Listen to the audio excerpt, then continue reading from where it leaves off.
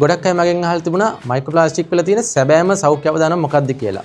ඉතින් ඔයා දන්නවද අපේ ශරීරයේ මයික්‍රෝප්ලාස්ටික් තියෙනවා කියලා පළමුවෙන්ම හොයාගත්තේ 2018. 2018 මේක හොයාගත්තට පස්සේ විද්‍යාඥයෝ මේ සම්බන්ධයෙන් ගොඩාක් උනන්දු වෙලා හෙව්වා ඇත්තටම මයික්‍රෝප්ලාස්ටික් අපේ තියෙන්නේ මොන වගේ තැන්වලද කියලා. ආරක්ෂිතම ආහාරයක් නැත්නම් අපේ මව්කිරි වල විද්‍යාඥයින් හොයාගත්ත මයික්‍රෝප්ලාස්ටික් තියෙනවා කියලා.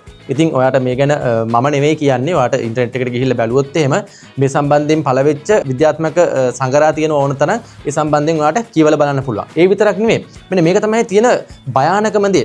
ඔයා දන්නවා කවුරු හරි කෙනෙක් මෙලව එළුව දකින්න කලින් කියන්නේ බබෙක් මෙලව එළුව දකින්න කලින්ම එයා මේ මයික්‍රෝප්ලාස්ටික් කියන දූෂකයෙන් නැත්නම් පොලියුටන්ට් එකෙන් එයා කන්ටැමිනේට් වෙනවා නම් කොච්චර අභාග්‍ය සම්පන්නද. ඔයා දන්නවද?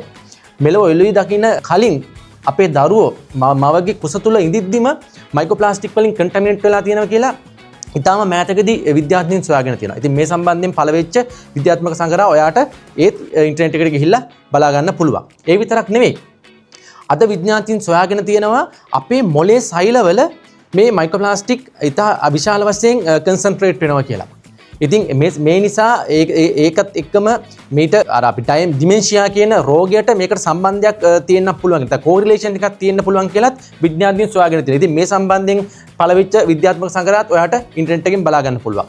සහ අවසාන වශයෙන් මේකත් ඉතාම වැදගත් පිරිමින්ගේ වෘෂණ කෝෂවල විශාල වශයෙන් මයික්‍රෝප්ලාස්ටික් තියෙනවා කියලා විද්‍යාඥයන් සොයාගෙන තියෙනවා. ඒ සම්බන්ධයෙන් පළවෙච්ච විද්‍යාත්මක සංග්‍රහව තමයි මේ. සහ වෘෂණ කෝෂවල විතර පමණක් නෙවෙයි. ඒක සමහරවිට ඒ පිරිමියා ගොඩාක් එක්ස්පෝස් වෙනවා නම්, එයා වැරදි විදියට ප්ලාස්ටික් භාවිතා කරනවා නම්, එයාගේ ශරීරයේ වෘෂණ කෝෂවල මයික්‍රෝප්ලාස්ටික් තියෙන්න පුළුවන්. හැබැයි ඒ විතරක් නෙවෙයි. මේ වෘෂණ කෝෂවල හැදෙන සම්පත් වෙච්ච මයික්‍රෝප්ලාස්ටික් සීමන්ස් වලට නැත්නම් ශුක්‍රාණු වලට පවා ට්‍රාන්ස්ෆර් වෙලා තියෙනවා කියලා මේ සංග්‍රහයේ මේ විද්‍යාත්මක සංග්‍රහයේ සඳහන් කළා. ඉතින් ඔයාට මේ සම්බන්ධයෙන් කියවලා බැලුවොත් ඔයාට බලන්න පුළුවන් අපේ ශරීරයේ සෑම ඉන්ද්‍රියකම මේ විදියකට මයික්‍රෝප්ලාස්ටික් ඉතා විශාල වශයෙන් දැන් පැතිරෙමින් යනවා. මොකද අපි ගොඩාක් මේ මයික්‍රෝප්ලාස්ටික් වලට එක්ස්පෝස් වෙනවා. ඉතින් මේක තුලින් විශාල සෞඛ්‍ය අවදානමක් එන්න පුළුවන් කියන එක දැන් ඉතාම පැහැදිලි.